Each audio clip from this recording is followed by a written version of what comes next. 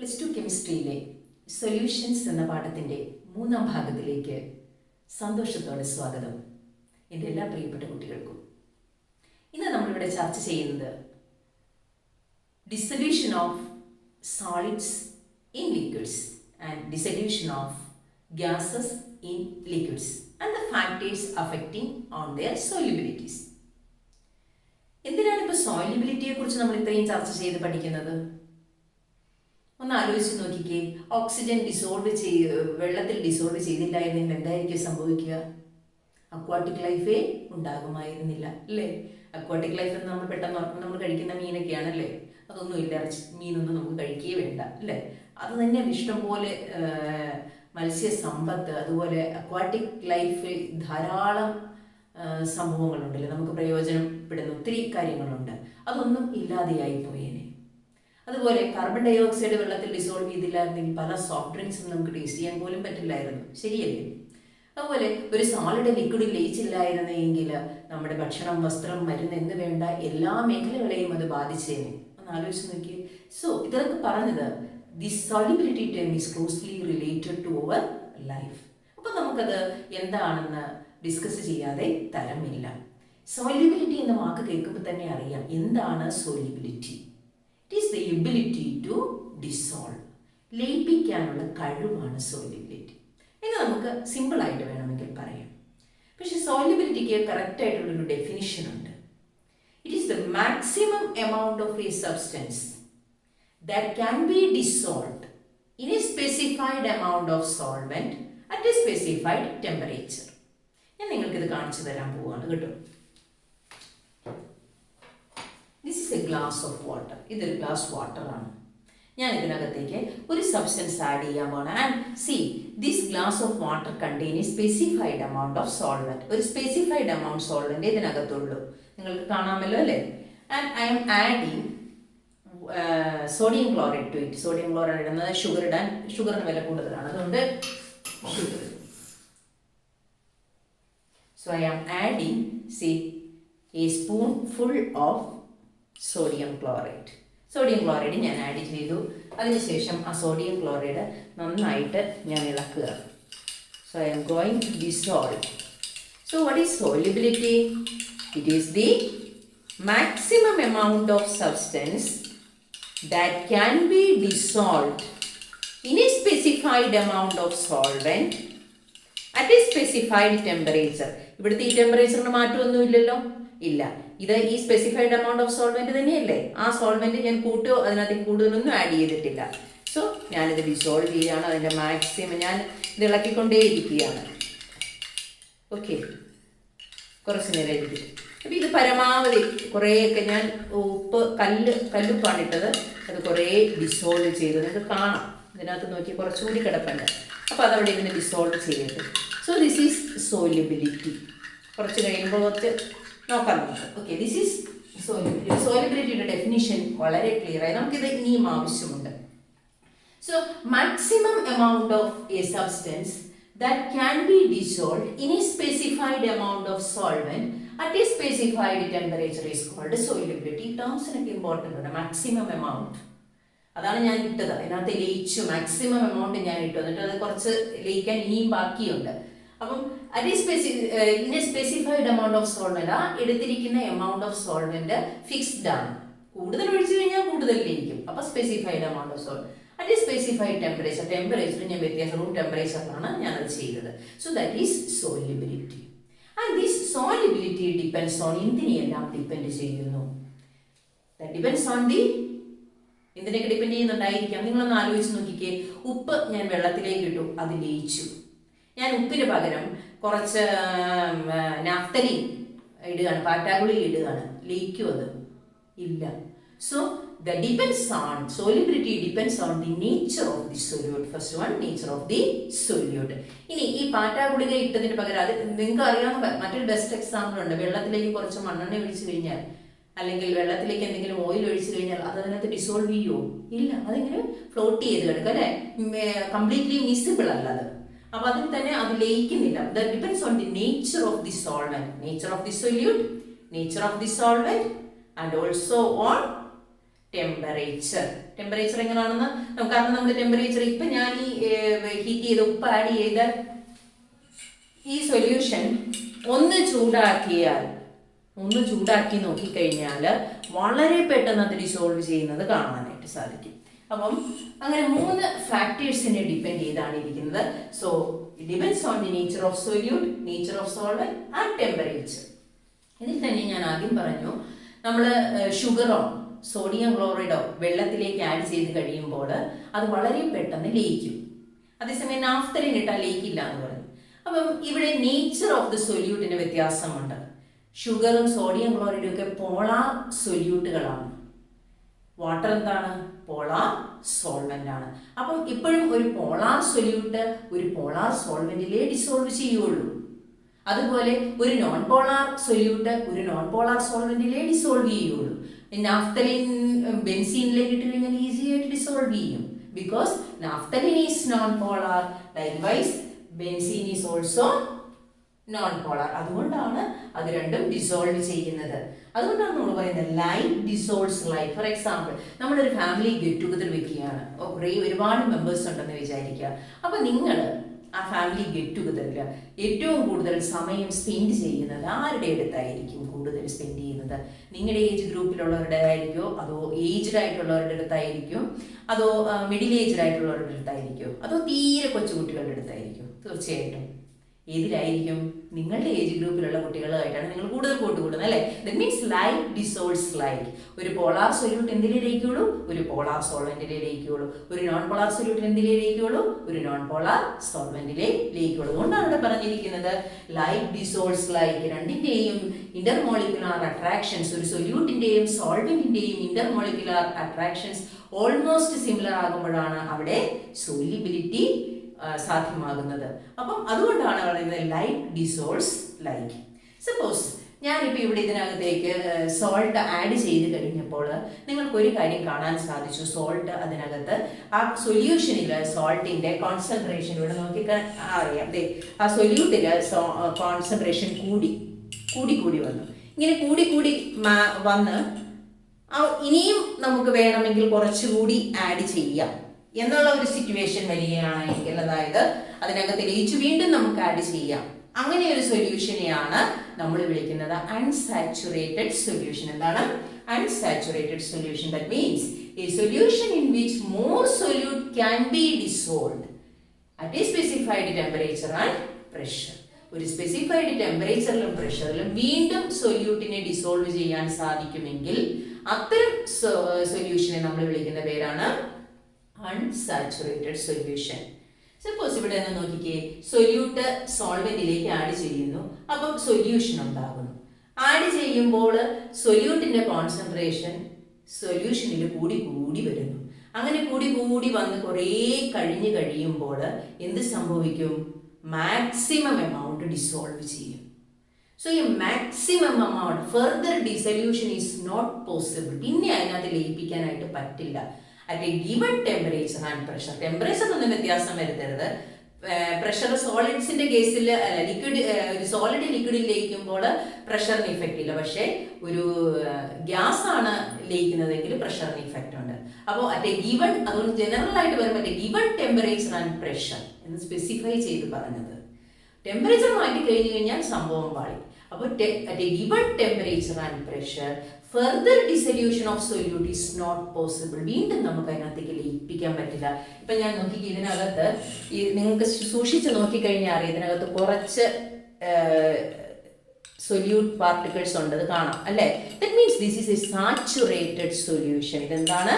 ഒരു saturated solution ആണ്. ഇങ്ങനെയുള്ള ഒരു സൊല്യൂഷനിൽ എപ്പോഴും രണ്ട് പ്രോസസ്സ്, ഇങ്ങനെയുള്ള സൊല്യൂഷൻസ് എപ്പോഴും ഒരു ഡൈനാമിക് ഇക്വിലിബ്രിയം കീപ്പ് ചെയ്യും എന്നാണ് പറയുന്നത്. എന്താണ് ഡൈനാമിക് ഇക്വിലിബ്രിയം?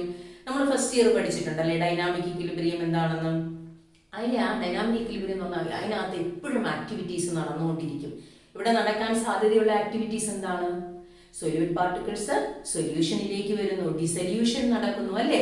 അതുപോലെ അതിനകത്ത് നിറച്ച് ലയിച്ച് കിടക്കുമ്പോൾ അതിനകത്തുള്ള പാർട്ടിക്കിൾസ് തമ്മിൽ കൊളൈഡ് ചെയ്ത് കുറച്ച് തിരിച്ച് എന്തിലായിട്ട് പോകും? ക്രിസ്റ്റലൈസ് ചെയ്യും. രണ്ട് പ്രോസസ്സ് അവിടെ നടക്കുന്നുണ്ട്. that means rate of dissolution and rate of crystallization becomes equal. അത് രണ്ടും ഈക്വൽ ആയിട്ട് മാറുന്നു. അല്ലെങ്കിൽ സൊല്യൂഷനിലേക്ക് പോകുന്ന പാർട്ടിക്കിൾസിന്റെ എണ്ണവും സൊല്യൂഷനിൽ നിന്ന് തിരിച്ച് ക്രിസ്റ്റലൈസ് ചെയ്യുന്ന പാർട്ടിക്കിൾസിന്റെ എണ്ണവും തുല്യമാകുന്നു. അങ്ങനെ ഒരു സൊല്യൂഷനെയാണ് നമ്മൾ എന്തെന്ന് വിളിക്കുന്നത്? Solution which poses A dynamic equilibrium. Activities അവിടെ നടന്നുകൊണ്ടേയിരിക്കുകയാണ്. ആ നടന്നുകൊണ്ടിരിക്കുമ്പോൾ തന്നെ അതിൻ്റെ രണ്ടിൻ്റെയും റേറ്റ് സെയിം ആണ്. അടുത്തത് ഇഫക്റ്റ് ഓഫ് ടെമ്പറേച്ചർ. ടെമ്പറേച്ചർ എന്തായിരിക്കും ഇഫക്റ്റ്? ടെമ്പറേച്ചർ കൂട്ടിക്കഴിഞ്ഞാൽ, ഞാൻ ആദ്യം സോഡിയം ക്ലോറൈഡ് ലയിപ്പിച്ച സൊല്യൂഷനിലെ ഒന്ന് ചൂടാക്കി കഴിഞ്ഞ് കഴിഞ്ഞാൽ എന്തായിരിക്കും സംഭവിക്കുന്നത്? അത് പെട്ടെന്ന് ഡിസോൾവ് ചെയ്യും അല്ലേ? നമുക്കത് കാണാം. ഒരു ചൂട് ചായയിൽ നമ്മൾ പഞ്ചസാര ഇട്ട് സ്പൂൺ കൊണ്ട് ഇളക്കിയില്ലെങ്കിൽ പോലും കുറച്ച് കഴിയുമ്പോൾ അതിനകത്ത് മുഴുവൻ ഡിസോൾവ് ചെയ്തിട്ടുണ്ടാവും അല്ലേ?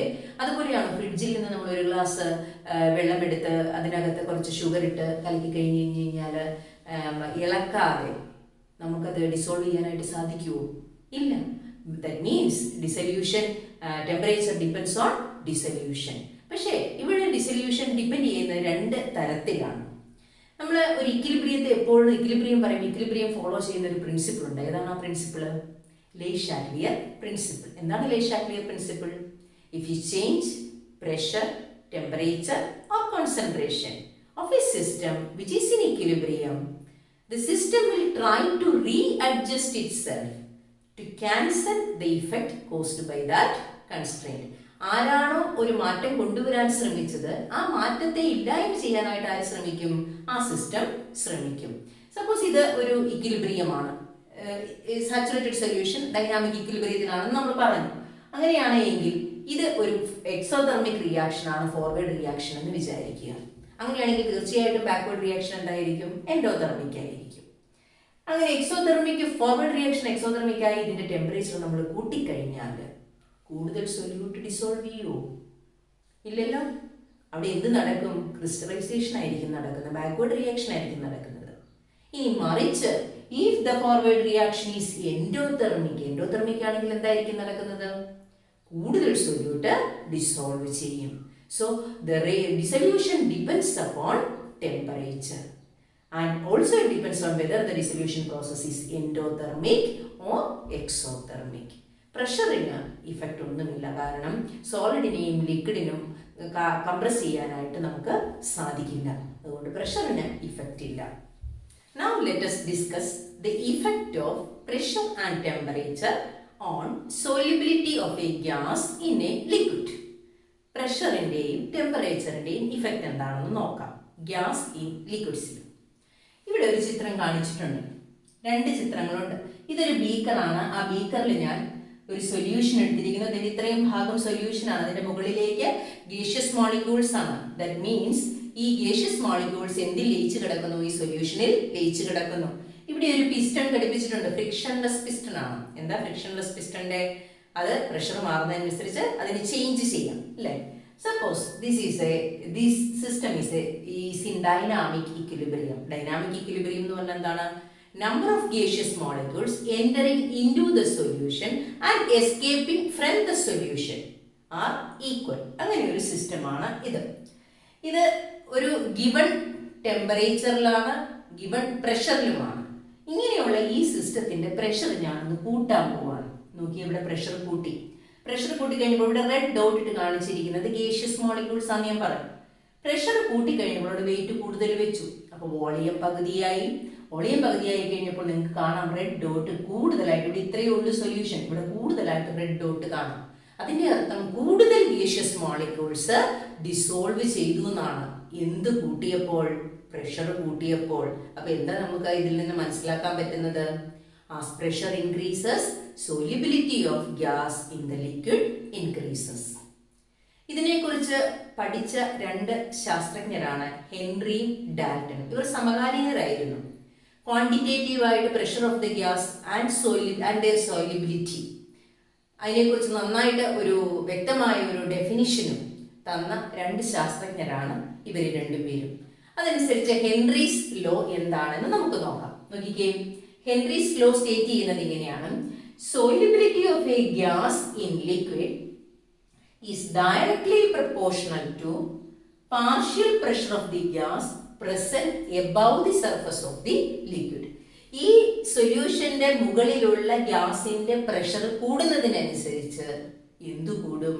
സോല്യൂബിലിറ്റി കൂടും. ആ ലിക്വിഡ് സർഫസിന് മുകളിലുള്ള ഗ്യാസിന്റെ പ്രഷർ കൂടിയാൽ സോല്യൂബിലിറ്റി കൂടും, കുറഞ്ഞാൽ സോല്യൂബിലിറ്റി കുറയും. അതാണല്ലോ ഡയറക്ട്ലി പ്രൊപ്പോർഷണൽ എന്ന് പറഞ്ഞു കഴിഞ്ഞാൽ. ഡാൽട്ടൺ ഇതിനെ സ്റ്റേറ്റ് ചെയ്തത് എങ്ങനെയാണെന്ന് നോക്കാം. Solubility of a gas in liquid is a function of pressure of the gas. രണ്ടും ഒരേ മീനിങ് തന്നെയാണ്.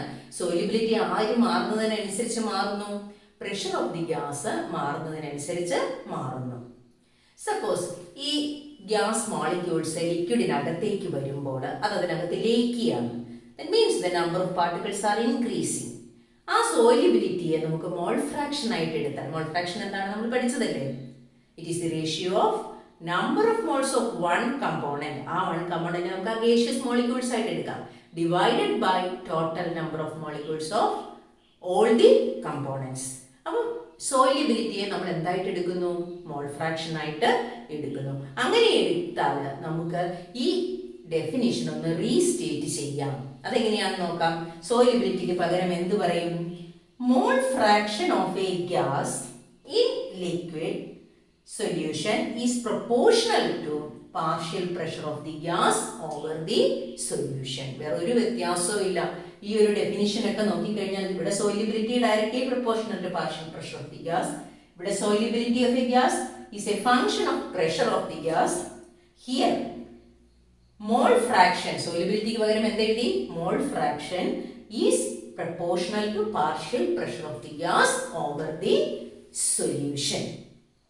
എന്നാൽ ഹെൻറീസ് ലോയുടെ മോസ്റ്റ് കോമൺ സ്റ്റേറ്റ്മെന്റ് എന്ന് പറയുന്നത് ഇതാണ്: the partial pressure of the gas in vapour phase is proportional to the mole fraction of the gas in solution. ആദ്യം പറഞ്ഞ സ്റ്റേറ്റ്മെന്റ് തന്നെയാണിത്, അതൊന്ന് തിരിച്ചു പറഞ്ഞു എന്നേ ഉള്ളൂ. ഏറ്റവും കൂടുതൽ ഉപയോഗിക്കുന്ന ഒരു സ്റ്റേറ്റ്മെന്റ് ഇതാണ്. Partial pressure of the gas, vapour ഫേസിലുള്ള പാർഷ്യൽ പ്രഷർ, ഗ്യാസിന്റെ പാർഷ്യൽ പ്രഷർ ആർക്ക് പ്രൊപ്പോർഷണൽ ആണ്? ആ സൊല്യൂഷനിലുള്ള ഗ്യാസിന്റെ മോൾ ഫ്രാക്ഷന് പ്രൊപ്പോർഷണൽ ആണ്. അതിന്റെ ഒരു മാത്തമാറ്റിക്കൽ ഫോം ആണ്, that is P is proportional to X എന്ന് എഴുതാം. ആ പ്രൊപ്പോർഷണാലിറ്റി മാറ്റാൻ വേണ്ടി നമ്മൾ ഒരു ടേം വെച്ച് മൾട്ടിപ്ലൈ ചെയ്തിട്ടുണ്ട്, KH, and this KH is known as the Henry's law constant. Henry's law constant. And ഇത് വെച്ച് നമ്മൾ ഒരു ഗ്രാഫ് പ്ലോട്ട് ചെയ്താൽ X is the mole fraction that is along the X axis and P is the partial pressure along the Y axis. നമുക്ക് ഇങ്ങനെ ഒരു ഗ്രാഫേ കിട്ടുള്ളൂ. കാരണം this P is directly proportional to X. X ആയി മാറുന്നതിനനുസരിച്ച് മാറിക്കൊണ്ടിരിക്കും. Partial pressure of the gas മാറുന്നതിനനുസരിച്ച് X മാറിക്കൊണ്ടേയിരിക്കും. ഇനി ഡിഫറെന്റ് ഗ്യാസസിന് ഡിഫറെന്റ് ടെമ്പറേച്ചർ, സെയിം ടെമ്പറേച്ചറിൽ ഡിഫറെന്റ് KH വാല്യൂ ആണ്. ഒരേ ടെമ്പറേച്ചറിൽ ഡിഫറെന്റ് KH വാല്യൂ ആണ്. അതിന്റെ അർത്ഥം എന്താണ്?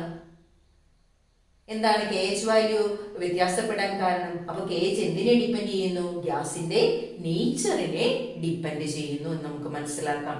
ഇവിടെ ഈ ഗ്രാഫിന്റെ സ്ലോപ്പിൽ നിന്ന്, സ്ലോപ്പ് എന്ന് പറഞ്ഞാൽ dy/dx, difference in the y coordinates divided by difference in the x coordinates will give the slope അല്ലേ? അത് നമ്മൾ പഠിച്ചിട്ടുണ്ട് മാത്സിലൊക്കെ. ആ dy/dx ന്റെ വാല്യൂവിൽ നിന്ന് നമുക്ക് KH ന്റെ വാല്യൂ കിട്ടും. അതാണ് KH ന്റെ വാല്യൂ എന്ന് പറയുന്നത്. ഇനി ഇവിടെ ഈ ഒരു ഇക്വേഷനിൽ നിങ്ങൾ നോക്കിക്കേ, KH is equal to P/x എന്ന് എഴുതാം. For a given pressure constant ആക്കി വെക്കുകയാണെങ്കിൽ KH ന്റെ വാല്യൂ കൂടണമെങ്കിൽ ആകെയുള്ള ഒരു പോസിബിലിറ്റി എന്താണ്? പ്രഷർ ന്യൂമറേറ്ററിലാണ്, എക്സ് ഡിനോമിനേറ്ററിലാണ്. KH ന്റെ വാല്യൂ കൂടണമെങ്കിൽ ന്യൂമറേറ്റർ കോൺസ്റ്റന്റ് ആണ് അല്ലെ, പ്രഷർ കോൺസ്റ്റന്റ് ആണ്. അപ്പൊ പിന്നെ എന്ത് ചെയ്യണം? എക്സ് കുറയണം. അതിന്റെ അർത്ഥം എന്താണ്? KH ന്റെ വാല്യൂ ഹൈ ആണെന്ന് പറഞ്ഞാൽ എക്സ് കുറവാണ്. എക്സ് എന്ന് പറഞ്ഞാൽ എന്താണ്? Mole fraction. മോൾ ഫ്രാക്ഷൻ എന്ന് പറഞ്ഞാൽ എന്തെന്നാണ് നമ്മൾ പറഞ്ഞത്? സോല്യൂബിലിറ്റി. അപ്പൊ സോല്യൂബിലിറ്റി കുറവാണ്. എന്ത് കൂടുമ്പോൾ?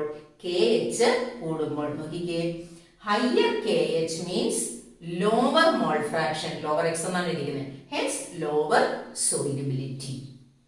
ഇനി എന്താണ് ടെമ്പറേച്ചർ കൂടുമ്പോൾ സംഭവിക്കുന്നതെന്ന് നോക്കാം. സെയിം ഗ്യാസിന് ടെമ്പറേച്ചർ കൂടുമ്പോൾ KH വാല്യൂലുള്ള വ്യത്യാസം എന്താണെന്ന് നോക്കാം. ഇവിടെ ഇവിടെ ഞാനൊരു കോളം വരച്ചിട്ടുണ്ട്. 2 ഗ്യാസ് എടുത്തിട്ടുള്ളൂ. വേറെ ഒരുപാട് ഗ്യാസസിന്റെ ഉണ്ട് നമുക്ക് ടെക്സ്റ്റിൽ കണ്ടപ്പോൾ. 2 ഗ്യാസ് നിങ്ങൾക്ക് മനസ്സിലാക്കാൻ വേണ്ടി. നൈട്രജൻ ഗ്യാസും ഓക്സിജൻ ഗ്യാസും നമുക്ക് പരിചയമുള്ള ഗ്യാസസ് ആണ്. നൈട്രജൻ ഗ്യാസിന് 293 കെൽവിനിൽ അതിന്റെ KH വാല്യൂ 76.48 ആണ്. എന്നാൽ ടെമ്പറേച്ചർ ഇൻക്രീസ് ചെയ്ത് 303 ആക്കി കഴിഞ്ഞപ്പോൾ അതിന്റെ KH വാല്യൂ നോക്കിക്കേ കൂടി 88.84. അതുപോലെ തന്നെ ഓക്സിജന്റെ 293ലും 303ലുമുള്ള വാല്യൂസ് നോക്കാം. 293ൽ 34.86, എന്നാൽ 303ലോ 46.82 കൂടി. അപ്പൊ ടെമ്പറേച്ചർ കൂടിയപ്പോൾ KH വാല്യൂ കൂടി. അതിന്റെ അർത്ഥം KH വാല്യൂ കൂടിയാൽ എന്തു കുറയും? മോൾ ഫ്രാക്ഷൻ കുറയും. മോൾ ഫ്രാക്ഷൻ കുറയും എന്ന് പറഞ്ഞാൽ എന്ത് കുറയും? സോലിബിലിറ്റി കുറയും. നോക്കിക്കേ, as temperature increases what decreases? Solubility of the gas decreases. അതുകൊണ്ട് നമുക്ക് പറയാം aquatic life is more comfortable in cold water rather than in warm water. കോൾഡ് വാട്ടറിലാണ് എന്തിന്റെ അളവ് കൂടുതൽ? ഡിസോൾഡ് ഓക്സിജന്റെ അളവ് കൂടുതൽ. ശരിയല്ലേ? ഉദാഹരണത്തിന് നമുക്ക് ഫ്രിഡ്ജിൽ സാധാരണഗതിയിൽ കൂടുതൽ കാർബൺ ഡയോക്സൈഡ് ഡിസോൾവ് ചെയ്തിരിക്കുന്നത് പുറത്ത് വെച്ചിരിക്കുന്ന സോഡയാണോ അതോ ഒരു ഫ്രിഡ്ജിനകത്ത് വെച്ചിരിക്കുന്ന സോഡയാണോ കൂടുതൽ കാർബൺ ഡയോക്സൈഡ് ഡിസോൾവ് ചെയ്തിരിക്കുന്നത്? തീർച്ചയായിട്ടും അത് ഫ്രിഡ്ജിനകത്ത് വെച്ചിരിക്കുന്ന സോഡയായിരിക്കും അല്ലേ? അതായത് ടെമ്പറേച്ചർ കൂടി കഴിയുമ്പോൾ KH വാല്യൂ കൂടുന്നു. KH വാല്യൂ കൂടി കഴിയുമ്പോൾ എന്ത് സംഭവിക്കുന്നു? ആ എക്സ് മോൾ ഫ്രാക്ഷൻ കുറഞ്ഞു, അതായത് സോലിബിലിറ്റി ഓഫ് ദ ഗ്യാസ് കുറഞ്ഞു. അതുകൊണ്ടാണ് അക്വാട്ടിക് ലൈഫിന് എന്ത് ആവശ്യമുണ്ട്? ഡിസോൾഡ് ഓക്സിജൻ ആവശ്യമുണ്ട്. അപ്പൊ ടെമ്പറേച്ചർ കൂടി കഴിഞ്ഞാൽ അവിടെ ഡിസോൾഡ് ഓക്സിജന്റെ എമൗണ്ട് കുറയില്ലേ? അതാണ് കാരണം. ഈ ടോപ്പിക്കിൽ നിന്ന് ക്വസ്റ്റ്യൻ ചോദിക്കാൻ സാധ്യതയുണ്ട്. ഹെൻറീസ് ലോ ഒരുപാട് തവണ ചോദിച്ചിട്ടുണ്ട്. അതുപോലെ ഈ ഗ്രാഫ് നന്നായിട്ട് പഠിക്കുക. KHന്റെ വേരിയേഷൻ, KH മാറുന്നതനുസരിച്ച് എങ്ങനെ സോലിബിലിറ്റി മാറുന്നു എന്ന് മനസ്സിലാക്കിയിരിക്കുക. അടുത്തത് ഹെൻറീസ് ലോയുടെ ആപ്ലിക്കേഷൻസ് എന്തൊക്കെയാണെന്ന് നമുക്ക് നോക്കാം. It has got so many applications in industry and in biological phenomena. ആദ്യം തന്നെ നമുക്ക് ഓർമ്മ പെട്ടെന്ന് വരുന്നത് നമ്മുടെ സോഡ കുപ്പിയാണ് അല്ലെ. അതിനകത്ത് നമ്മൾ എന്താ ഫിൽ ചെയ്തിരിക്കുന്നത്? Carbon dioxide. So, in order to increase the concentration of carbon dioxide in soft drinks, that bottles are sealed under high pressure. നല്ല പ്രഷർ കൊടുത്തിട്ടാണ് അത് സീൽ ചെയ്യുന്നത്. പ്രഷർ കൂടുമ്പോൾ ഇത് കൂടും, solubility of the gas in the liquid കൂടും. അവിടെ Henry's law ആണ് അവിടെ അപ്ലൈ ചെയ്തിരിക്കുന്നത്. So to increase the solubility of carbon dioxide in soft drinks they are sealed under high pressure. Second one scuba ഡൈവേഴ്സിന്റെ കേസിലാണ്. സ്ക്യൂബ ഡൈവേഴ്സ് നമ്മുടെ National Geographic ചാനലിൽ കണ്ടിട്ടുണ്ടല്ലേ? വെള്ളത്തിനടിയിലേക്ക് പോകുന്നവർ, അവിടെ പല ഗവേഷണങ്ങളൊക്കെ നടത്തുന്നുണ്ട് അവർ. അപ്പൊ അങ്ങനെ പോകുമ്പോൾ അവർക്ക് ശ്വസിക്കാനുള്ള ടാങ്ക് അവരുടെ പുറത്ത് ഇങ്ങനെ ഘടിപ്പിച്ചിട്ടുണ്ടാകും. അപ്പോൾ ഈ താഴേക്ക് പോകുമ്പോൾ വാട്ടറിന്റെ പ്രഷറും എല്ലാം താഴേക്ക് പോകുമ്പോൾ പ്രഷർ കൂടും അല്ലേ? മുകളിൽ നിന്നുള്ള വാട്ടറിന്റെ പ്രഷറുണ്ട്, ഓൾറെഡി അതിന്റെ പ്രഷർ താഴേക്ക് പോകുമ്പോൾ കൂടിക്കൊണ്ടിരിക്കുകയാണ്. അപ്പൊ പ്രഷർ കൂടുമ്പോൾ according to Henry's law what increases? The solubility of the gases in the blood also increases. അതങ്ങനെ ഇൻക്രീസ് ചെയ്തുകൊണ്ടേയിരിക്കും. ഇനി അവർ തിരിച്ചു വരുമ്പോൾ അപ്പോഴാണ് പ്രശ്നം വരുന്നത്. തിരിച്ചു വരുമ്പോൾ എന്താ സംഭവിക്കുന്നത്? ഈ ഡിസോൾവ് ചെയ്ത ഗ്യാസസ് മുഴുവൻ റിലീസ് ചെയ്യാൻ തുടങ്ങും. അങ്ങനെ റിലീസ് ചെയ്ത് കഴിയുമ്പോൾ നൈട്രജൻസ് ബബിൾസ് ആയിട്ട് നമ്മുടെ ബ്ലഡ് ക്യാപ്പിലറീസിൽ ബ്ലോക്ക് ചെയ്യും. അങ്ങനെ ബ്ലോക്ക് ചെയ്ത ബ്ലഡ് ക്യാപ്പിലറീസ് ബ്ലോക്ക് ചെയ്ത് കഴിഞ്ഞ് കഴിഞ്ഞാൽ that is A painful condition and it is A dangerous condition. ആ ഒരു സിറ്റുവേഷനിലുള്ള ബെൻസ് എന്ന് പറയുന്നത് Benz. Okay, when increased pressure on when the scuba divers move into the water, or the pressure increases and that increases the solubility of gas in blood, and when they come back to surface they releases the dissolved gases and forms bubbles of nitrogen in the blood, and that blocks capillaries, cause bends. Yani blue ഇങ്കിൽ അടയാളപ്പെടുത്തുന്ന bends, and that is a painful and dangerous condition. അപ്പോൾ ഈ ഒരു painful അല്ലെങ്കിൽ dangerous condition avoid ചെയ്യാൻ വേണ്ടി ഈ scuba ഡൈവേഴ്സിന്റെ, അത് മാത്രമല്ല നൈട്രജന്റെ ഒരു ടോക്സിക് ഇഫക്ട്, നൈട്രജൻ ആണ് ബബിൾസ് ആയിട്ട് ക്യാപ്പിലറീസിനെ ബ്ലോക്ക് ചെയ്യുന്നത്.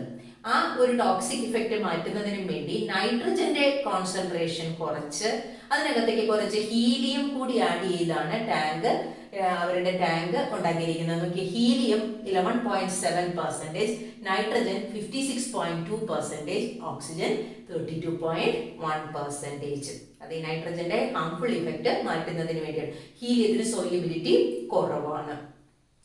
നെക്സ്റ്റ് വൺ, താഴേക്ക് പോകുമ്പോൾ പ്രഷർ കൂടും, മുകളിലേക്ക് പോകുമ്പോഴോ? പർവ്വതങ്ങളൊക്കെ കയറാൻ പോകുന്ന ഒരാൾ മുകളിലേക്ക് പോകുമ്പോൾ പ്രഷർ കൂടുവാണോ കുറയുവാണോ?